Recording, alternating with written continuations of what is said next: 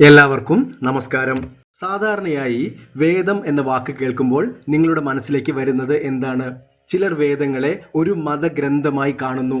മറ്റു ചിലർ അത് യാഗയജ്ഞങ്ങളുടെ ഒരു പുസ്തകങ്ങളായി കരുതുന്നു. വേറെ ചിലർ വേദങ്ങളെ തത്വചിന്തയുടെ മഹാഗ്രന്ഥമായിട്ടാണ് വിശ്വസിക്കുന്നത്. എന്നാൽ നമ്മൾ എപ്പോഴെങ്കിലും വേദങ്ങളുടെ യഥാർത്ഥ ലക്ഷ്യത്തെക്കുറിച്ച് ചിന്തിച്ചിട്ടുണ്ടോ? എന്തുകൊണ്ട് ഋഷീശ്വരന്മാർ ആയിരക്കണക്കിന് വർഷങ്ങളായി വേദങ്ങളെ സംരക്ഷിച്ചു പോന്നു? ഇന്നത്തെ ഈ വീഡിയോയിൽ നമ്മൾ അതാണ് ചർച്ച ചെയ്യുന്നത്. വേദങ്ങൾ വെറും വിശുദ്ധ ഗ്രന്ഥങ്ങളുടെ ഒരു സമാഹാരമല്ല, മറിച്ച് മനുഷ്യ ജീവിതത്തിനുള്ള ഒരു സമ്പൂർണ്ണ റോഡ് മാപ്പാണ്. പ്രിയമുള്ളവരെ, വേദാന്ത ഇൻ സിമ്പിൾ ലോജിക് എന്ന വീഡിയോ പരമ്പരയിലേക്ക് സ്വാഗതം. വേദങ്ങൾ, മഹാവാക്യങ്ങൾ, വേദാന്തം എന്നീ വിഷയങ്ങളെക്കുറിച്ച് പ്രതിപാദിക്കുന്ന ഒരു പരമ്പരയാണിത്. ഇത് നമ്മളുടെ മൂന്നാമത്തെ വീഡിയോ ആണ്. പഴയ വീഡിയോകൾ കാണാത്തവർ കാണണമെന്ന് അഭ്യർത്ഥിക്കുന്നു. ഇന്ന് നമ്മൾ വളരെ പ്രധാനപ്പെട്ട ഒരു വിഷയമാണ് സംസാരിക്കാൻ പോകുന്നത്. എന്താണ് വേദങ്ങളുടെ ലക്ഷ്യം? നിങ്ങൾ ഒരു പുതിയ ആളാണെങ്കിൽ ചാനലിന്റെ പ്ലേലിസ്റ്റ് സന്ദർശിക്കണമെന്ന് അഭ്യർത്ഥിക്കുന്നു. ആത്മജ്ഞാനത്തിന് സഹായകരമായ ഒരുപാട് വിഷയങ്ങൾ നമ്മൾ അവിടെ കൈകാര്യം ചെയ്തിട്ടുണ്ട്. അപ്പോൾ നമുക്ക് ആദ്യം എന്താണ് വേദങ്ങളുടെ ലക്ഷ്യം എന്ന് മനസ്സിലാക്കാം. പലതരത്തിലുള്ള ലക്ഷ്യങ്ങൾ പറയുന്നുണ്ട്. എന്നാൽ നമ്മൾ ഇന്ന് നോക്കുന്നത് അതിലെ ഏറ്റവും പ്രധാനമായ ഒരു നിർവചനമാണ്. ആ നിർവചനം ഇതാണ്: പുരുഷാർത്ഥം തത് സാധനം ച വദതി അനേന ഇതി വേദ എന്ന് പറയുന്നു. ആദ്യം നമുക്ക് ഇത് പിരിച്ച് അർത്ഥം മനസ്സിലാക്കാം. പുരുഷാർത്ഥം എന്നാൽ ഒരു മനുഷ്യൻ ജീവിതത്തിൽ നേടിയെടുക്കേണ്ട ലക്ഷ്യങ്ങൾ. തത് സാധനം എന്നാൽ അത് നേടിയെടുക്കാനുള്ള മാർഗങ്ങൾ. ച വദതി എന്നാൽ അത് പഠിപ്പിക്കുന്നു അല്ലെങ്കിൽ അത് പറഞ്ഞു തരുന്നു. ഇതി വേദ, ഈ വേദങ്ങൾ. ഇത് ഒന്നിച്ചു കൂട്ടി വായിച്ചാൽ ഒരു മനുഷ്യ ജീവിതത്തിന്റെ ലക്ഷ്യങ്ങളും അത് നേടാനുള്ള മാർഗങ്ങളും പഠിപ്പിക്കുന്നതാണ് വേദം. ഇത് വളരെ ആഴത്തിലുള്ള പൂർണ്ണമായ ഒരു നിർവചനമാണ്. കാരണം ഇതിലൂടെ വേദത്തിന്റെ യഥാർത്ഥ ലക്ഷ്യം നമുക്ക് മനസ്സിലാകുന്നു. ഒരു മനുഷ്യൻ ജീവിതത്തിൽ എന്താണ് അന്വേഷിക്കേണ്ടത്, ആ ലക്ഷ്യം എങ്ങനെ നേടണം, വേദം ഒരു മാപ്പ് പോലെ പ്രവർത്തിക്കുന്നു. അപ്പോൾ നമുക്ക് വേദങ്ങൾ പറയുന്ന മനുഷ്യന്റെ ലക്ഷ്യങ്ങൾ എന്തെല്ലാമാണെന്ന് നോക്കാം. പ്രിയമുള്ളവരെ, നമ്മൾ ഇതിനെക്കുറിച്ച് വിശദമായൊരു വീഡിയോ മുൻപ് ചെയ്തിട്ടുണ്ട്. കാണാത്തവർ കാണണമെന്ന് അഭ്യർത്ഥിക്കുന്നു. ഇന്നത്തെ വീഡിയോയിൽ നമ്മൾ വളരെ ചുരുക്കിയാണ് ഈ ലക്ഷ്യങ്ങളെക്കുറിച്ച് പറയുന്നത്. എന്താണ് എൻ്റെ ജീവിത ലക്ഷ്യം എന്ന ചോദ്യത്തിന് വേദങ്ങൾ നൽകുന്ന ഉത്തരമാണ് പുരുഷാർത്ഥം. ഒരു മനുഷ്യൻ ജീവിതത്തിൽ 4 ലക്ഷ്യങ്ങൾ നേടിയെടുക്കണമെന്ന് വേദങ്ങൾ പറയുന്നു. അത് ധർമ്മ, അർത്ഥ, കാമ, മോക്ഷങ്ങളാണ്. നമുക്കാദ്യം കാമത്തിൽ നിന്ന് ആരംഭിക്കാം. കാമം എന്ന വാക്കിന് ഇവിടെ സുഖങ്ങൾ എന്നാണ് അർത്ഥം. ആഗ്രഹങ്ങൾ എന്നും അർത്ഥമുണ്ട്. അപ്പോൾ ഒരു മനുഷ്യൻ ആദ്യം ജീവിതത്തിൽ സുഖങ്ങൾ നേടിയെടുക്കാനാണ് പരിശ്രമിക്കുന്നത്. നിങ്ങൾ ചിന്തിച്ചു നോക്കൂ, ഏതു കാര്യത്തിലും സുഖങ്ങൾ കിട്ടാൻ വേണ്ടി നമ്മൾ പല പ്രയത്നങ്ങളും ചെയ്യുന്നു. അടുത്തത് വേദം പറയുന്നത് അർത്ഥമാണ്, പണസമ്പാദനമാണ്. നിങ്ങൾ ചിന്തിച്ചു നോക്കൂ, ഏത് സുഖ സൗകര്യങ്ങൾ ആസ്വദിക്കണമെങ്കിലും നമ്മുടെ കയ്യിൽ പണം ആവശ്യമാണ്. അതുകൊണ്ട് തന്നെ പണസമ്പാദനം മനുഷ്യ ജീവിതത്തിന്റെ പ്രധാന ലക്ഷ്യമായി വേദം പറയുന്നു. എന്നാൽ നമ്മുടെ പ്രശ്നം പണസമ്പാദനവും സുഖ സൗകര്യങ്ങളുടെ ആസ്വാദനത്തിലും ജീവിതം കുടുങ്ങിപ്പോകുന്നതാണ്. അപ്പോൾ പലതരത്തിലുള്ള സംഘർഷങ്ങളും ദുഃഖങ്ങളും നമ്മുടെ ജീവിതത്തിൽ വരുന്നു. ഇതിൽ നിന്ന് രക്ഷ നേടാനാണ് വേദം മൂന്നാമത്തെ ലക്ഷ്യം നമുക്ക് പറഞ്ഞു തരുന്നത്. അതാണ് ധർമ്മം. ധർമ്മം എന്നാൽ വാല്യൂസ്, എത്തിക്സ് എന്നെല്ലാമാണ് അർത്ഥം. ധാർമ്മികമായ ജീവിതം, എത്തിക്കൽ വേ ഓഫ് ലിവിങ് എല്ലാം ഇതിനർത്ഥമാണ്. ധർമ്മം ആദ്യത്തെ 2 ലക്ഷ്യങ്ങളിൽ നിന്ന് കരകയറാൻ നമ്മളെ സഹായിക്കുന്നു. ധർമ്മമില്ലാത്ത അർത്ഥവും കാമവും ദുഃഖങ്ങളും സംഘർഷങ്ങളും നമുക്കുണ്ടാക്കുന്നു എന്ന് പറഞ്ഞു തരുന്നു. നിങ്ങൾ ഒരു നിമിഷം ഒന്ന് ചിന്തിച്ചു നോക്കൂ. ഒരു ശരാശരി മനുഷ്യന്റെ ജീവിതം ഈ 3 ലക്ഷ്യങ്ങൾക്കുള്ളിൽ നിൽക്കുന്നു. ജോലി ചെയ്യുന്നു, പണം സമ്പാദിക്കുന്നു, സുഖങ്ങൾ ആസ്വദിക്കുന്നു, ചില ചാരിറ്റി ചെയ്യുന്നു. പക്ഷേ ഈ 3 ലക്ഷ്യങ്ങൾ നിറവേറ്റിയാലും ആ മനുഷ്യന് പൂർണ്ണത ലഭിക്കില്ല. എത്ര വലിയ നേട്ടങ്ങളും താൽക്കാലികമാണ്. യഥാർത്ഥ സന്തോഷം ഉള്ളിലാണെന്ന് ഋഷീശ്വരന്മാർ പറയുന്നു. ആ തിരിച്ചറിവ് നമുക്ക് ഉണ്ടാകുമ്പോൾ നിങ്ങൾ ഉള്ളിലേക്ക് തിരിയുകയും നിങ്ങളുടെ സ്വരൂപത്തെ അന്വേഷിക്കുകയും ചെയ്യുന്നു. ആ സ്വരൂപത്തെ തിരിച്ചറിയുന്ന ലക്ഷ്യമാണ് ഏറ്റവും പരമായ ലക്ഷ്യമായ മോക്ഷം. ഈ തിരിച്ചറിവ് അല്ലെങ്കിൽ ഈ ജ്ഞാനം ഉണ്ടാകുന്നതുവരെ നിങ്ങളുടെ സന്തോഷത്തിന് വേണ്ടിയുള്ള അന്വേഷണം എപ്പോഴും ബാഹ്യമായിരിക്കും. എണ്ണമറ്റ വഴികളിലൂടെ സന്തോഷം നിങ്ങൾ തേടി അലഞ്ഞുകൊണ്ടേയിരിക്കും. ഭഗവത്ഗീതയിൽ ഭഗവാൻ കൃഷ്ണൻ ഇതിനെക്കുറിച്ച് വ്യക്തമായി പറയുന്നുണ്ട്. ഭഗവത്ഗീതയിലെ 2-ാം അധ്യായത്തിലെ 41-ാമത്തെ ശ്ലോകമാണിത്. ശ്ലോകം ഇതാണ്: വ്യവസായാത്മികാ ബുദ്ധിർ ഏകേഹ കുരു നന്ദന ബഹുശാഖാഹ്യനന്താശ്ചാം ബുദ്ധയോ വ്യവസായിനാം. പ്രിയമുള്ളവരെ, ഈ ശ്ലോകത്തിൽ ഭഗവാൻ കൃഷ്ണൻ 2 തരം അറിവ് അല്ലെങ്കിൽ 2 തരം ബുദ്ധിയെക്കുറിച്ച് പറയുന്നു. ഒന്നാമത്തേത് വ്യവസായാത്മിക ബുദ്ധി, അതായത് എസ്റ്റാബ്ലിഷ്ഡ് വിസ്ഡം. അത് ഒന്നേ ഉള്ളൂ എന്ന് ഭഗവാൻ കൃഷ്ണൻ പറയുന്നു.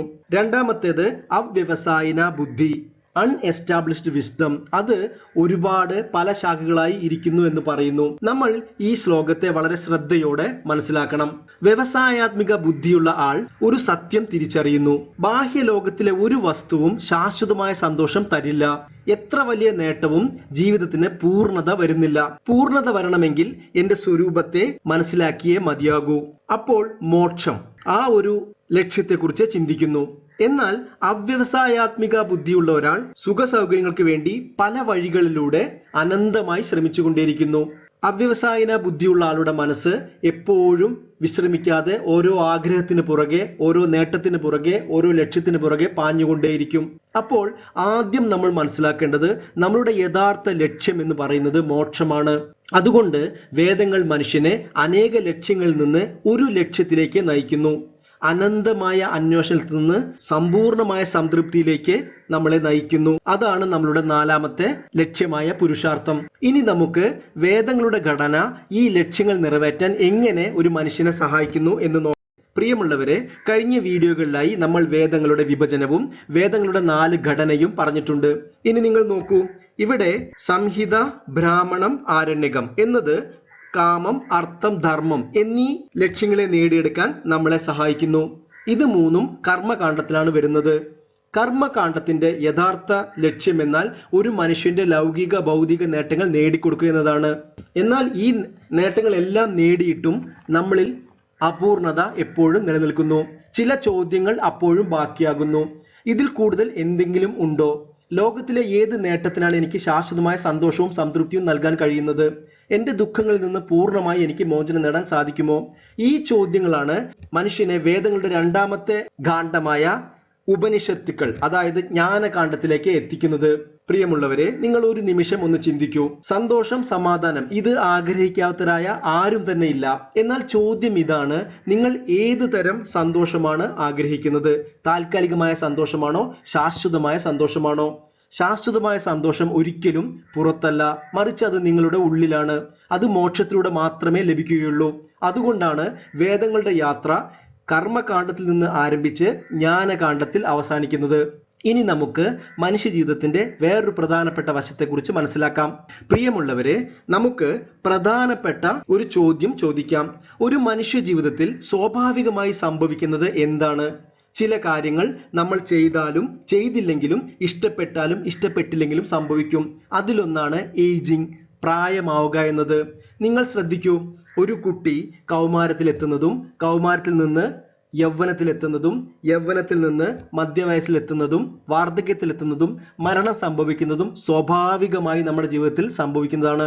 നമ്മൾ അതിലേക്ക് ഒന്നും ചെയ്യുന്നില്ല. എന്നാൽ നമ്മുടെ ജീവിതത്തിന്റെ ഈ ഓരോ ഘട്ടത്തിലും നമ്മുടെ ലക്ഷ്യങ്ങൾ പലതാണ്. ഉദാഹരണത്തിന്, ഒരു കുട്ടിക്ക് എല്ലാം അത്ഭുതമാണ്. ചോദ്യങ്ങൾ ചോദിക്കുന്നു, പഠിക്കുന്നു, പരീക്ഷണങ്ങൾ നടത്തുന്നു, അന്വേഷണങ്ങൾ നടത്തുന്നു. ഇതെല്ലാമാണ് ഒരു കുട്ടിയുടെ ലക്ഷ്യങ്ങൾ. എന്നാൽ അതിൽ നിന്ന് പ്രായപൂർത്തിയാകുമ്പോഴോ ജോലി സമ്പാദിക്കണം, പണം നേടണം, വിവാഹം കഴിക്കണം, ഉത്തരവാദിത്തങ്ങൾ ഏറ്റെടുക്കണം, ഇതെല്ലാം വരുന്നു. എന്നാൽ നമ്മൾ മധ്യവയസ്സിലെത്തുമ്പോൾ നമ്മൾക്ക് ലൗകിക ജീവിതങ്ങളോട് ചെറിയ വിരക്തി തോന്നുന്നു. എല്ലാത്തിൽ നിന്നും വിട്ടു നിൽക്കാൻ നമുക്ക് തോന്നുന്നു. അതൊരു റിട്ടയറിംഗ് സ്റ്റേജ് ആണ്. അവസാനം വാർദ്ധക്യത്തിലെത്തുമ്പോൾ എന്താണ് ഈ ജീവിതത്തിന്റെ അർത്ഥം? എനിക്ക് ശാശ്വതമായ സന്തോഷം ലഭിക്കാൻ മറ്റെന്തെങ്കിലും നേടേണ്ടതുണ്ടോ എന്ന ചിന്തകൾ വരുന്നു. ഇത് നമ്മളുടെ സ്വരൂപത്തെ തിരിച്ചറിയാനും സഹായിക്കുന്നു. എന്നാൽ ഇതിനെല്ലാം വിപരീതമായി സംഭവിക്കുന്ന ആളുകളുമുണ്ട്. 90-ാമത്തെ വയസ്സിലും പണത്തിനും പ്രശസ്തിക്കും വേണ്ടി പ്രയത്നിക്കുന്ന ആളുകളും ധാരാളം സമൂഹത്തിലുണ്ട്. നമ്മുടെ ഋഷീശ്വരന്മാർ മനുഷ്യ ജീവിതത്തിന്റെ സ്വാഭാവികമായ ഈ പരിണാമത്തെ വളരെ സൂക്ഷ്മമായി നിരീക്ഷിച്ചിരുന്നു. ഈ സ്വാഭാവിക യാത്രയെ അടിസ്ഥാനമാക്കി മഹത്തായ ഒരു സിസ്റ്റം അല്ലെങ്കിൽ ഒരു സംവിധാനം അവർ ഉണ്ടാക്കിയെടുത്തു. അതാണ് ആശ്രമ ധർമ്മ വ്യവസ്ഥ. വേദങ്ങളുടെ അടുത്ത ലക്ഷ്യം നമ്മളെ ഓരോരുത്തരെയും നമ്മുടെ ജീവിതത്തിന്റെ ഏത് ഘട്ടത്തിലായിക്കോട്ടെ അവിടെയുള്ള കടമകളും ലക്ഷ്യങ്ങളും നിശ്ചയിച്ച് ആത്മീയ പരിശീലനങ്ങൾ നൽകി പൂർണ്ണതയിലേക്ക് നയിക്കുന്ന ഒരു സിസ്റ്റം രൂപപ്പെടുത്തിയെടുത്തിട്ടുണ്ട്. അതാണ് ചതുരാശ്രമം. നമുക്ക് അതൊന്ന് മനസ്സിലാക്കാം. എന്താണ് ചതുരാശ്രമം? ജീവിതത്തിന്റെ സ്വാഭാവികമായ ഓരോ സ്റ്റേജുകളെ കാണിക്കുന്നതാണ് ഇത്. ഈ ജീവിതയാത്രയെ വേദങ്ങൾ മനോഹരമായ 4 ഘട്ടങ്ങളായി ക്രമീകരിച്ചിരിക്കുന്നു. ബ്രഹ്മചര്യം, ഗാർഹസ്ഥ്യം, വാനപ്രസ്ഥം, സന്യാസം. നമുക്ക് ആദ്യം ബ്രഹ്മചര്യം നോക്കാം. ഒരു മനുഷ്യന്റെ സാധാരണയായി ആദ്യത്തെ 25 വർഷം ബ്രഹ്മചര്യ ആശ്രമത്തിലാണ്. ഈ ആശ്രമത്തിൽ പഠനം, മൂല്യങ്ങൾ, അച്ചടക്കം ഇതെല്ലാമാണ് നമ്മൾ പ്രാധാന്യം നൽകുന്നത്. സത്യത്തിൽ ഒരു ജീവിതത്തിന് വേണ്ട അടിത്തറ പാകുന്നത് ഈ ഘട്ടത്തിലാണ്. ഇതിൽ നിന്ന് അടുത്ത ഘട്ടത്തിലേക്ക് പോകുന്നു, ഗൃഹസ്ഥാശ്രമം. ഒരു 26 വയസ്സ് മുതൽ 50 വയസ്സ് വരെ. ഇത് ഒരു ഏകദേശ കണക്കാണ്, ഇതുപോലെ തന്നെ ആവണം എന്നില്ല. ഈ ഘട്ടത്തിലാണെങ്കിൽ നമ്മുടെ ലക്ഷ്യങ്ങൾ എന്താണ്? വിവാഹം, തൊഴിൽ, പണസമ്പാദനം, ഉത്തരവാദിത്തങ്ങൾ ഏറ്റെടുക്കൽ, സാമൂഹ്യ സേവനം ഇതെല്ലാം നമ്മൾ ഈ ഘട്ടത്തിൽ ചെയ്യുന്നു. ഇതിൽ നിന്ന് മൂന്നാമത്തെ ഘട്ടം വാനപ്രസ്ഥം, അതായത് ഒരു റിട്ടയർഡ് ലൈഫാണ്. ഒരു 50 വയസ്സ് മുതൽ 70 വയസ്സ് വരെ ഒരു റിട്ടയർമെന്റ് ലൈഫാണ്. കുട്ടികളെല്ലാം മുതിർന്ന് അവരവരുടെ കാര്യം നോക്കി പോകുന്നു.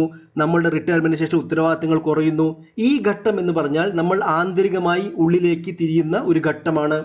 ആഗ്രഹ പൂർത്തീകരണത്തിൽ നിന്ന് സ്വരൂപം തേടൽ എന്ന ഒരു അവസ്ഥയിലേക്ക് നമ്മൾ കടക്കുന്നു. അങ്ങനെ നമ്മൾ അവസാന ഘട്ടമായ സന്യാസ ഘട്ടത്തിൽ എത്തുന്നു, സന്യസ്താശ്രമത്തിൽ എത്തുന്നു. പ്രിയമുള്ളവരെ, ഈ സന്യാസം എന്ന വാക്ക് വളരെ തെറ്റിദ്ധരിപ്പിക്കപ്പെട്ട ഒരു വാക്കാണ്. നമ്മൾ സന്യാസത്തെക്കുറിച്ചുള്ള വീഡിയോയിൽ അതിനെക്കുറിച്ച് വ്യക്തമായി പ്രതിപാദിക്കാം. ഇപ്പോൾ നമ്മൾ മനസ്സിലാക്കേണ്ടത് സന്യാസം എന്നാൽ എല്ലാം ഉപേക്ഷിച്ച് പോകുന്നതല്ല, മറിച്ച് ബാഹ്യ ലോകത്ത് ബാഹ്യ നേട്ടങ്ങൾക്ക് വേണ്ടിയുള്ള പ്രവൃത്തികളെ ഉപേക്ഷിക്കലാണ് സന്യാസം. മാനസികമായി പ്രവൃത്തികളെ ഉപേക്ഷിക്കുന്നതിനെ സന്യാസം എന്ന് പറയുന്നു.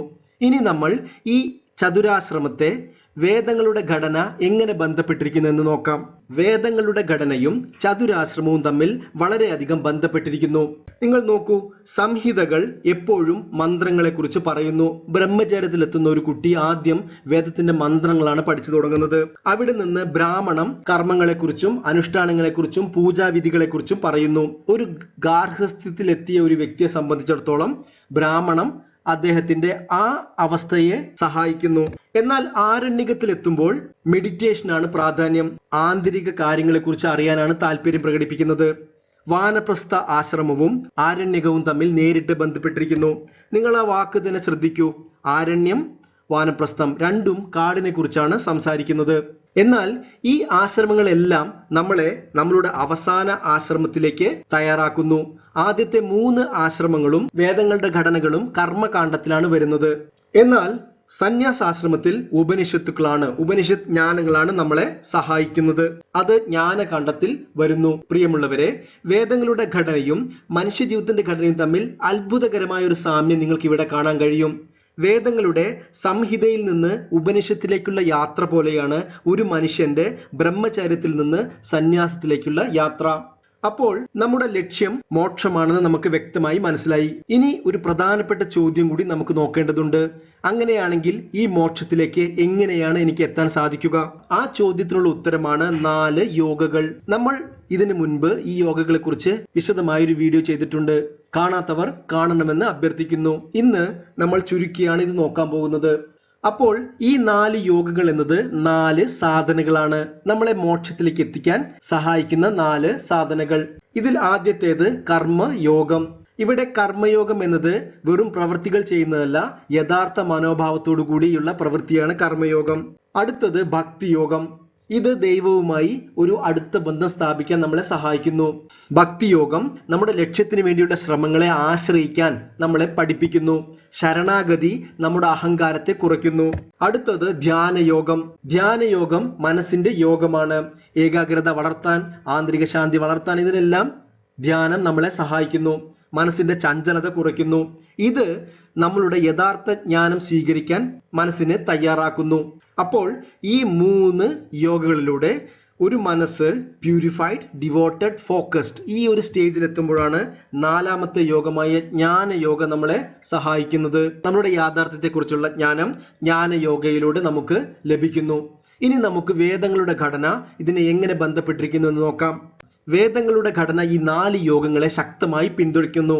ആദ്യത്തെ സംഹിത ഭക്തിയോഗത്തെയും, രണ്ടാമത്തേത് ബ്രാഹ്മണം കർമ്മയോഗത്തെയും, ആരണ്യകം ധ്യാനയോഗയെയും സഹായിക്കുന്നു. ഇത് 3ഉം കർമ്മകാണ്ഡത്തിലാണ്.